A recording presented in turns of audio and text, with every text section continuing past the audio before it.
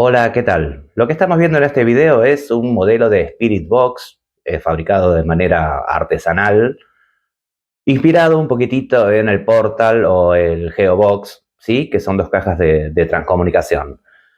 Básicamente se trata de un bafle, ¿sí? De una caja acústica, de un equipo de un radiograbador antiguo.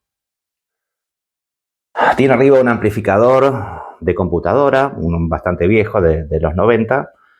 En la alimentación tiene un cuarzo bobinado, ¿sí? Con varias vueltas de alambre. Y por acá lo que tiene también es una IM Pump, que en algún otro video explicamos cómo hacerlo, que es un imán que gira y genera una variación del campo magnético.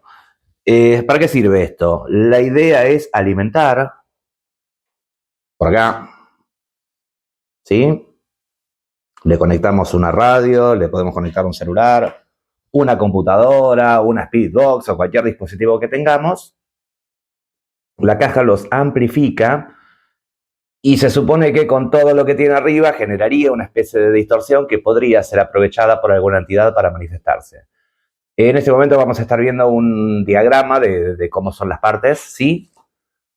Para que se hagan una idea, sobre todo por si alguien lo quiere fabricar.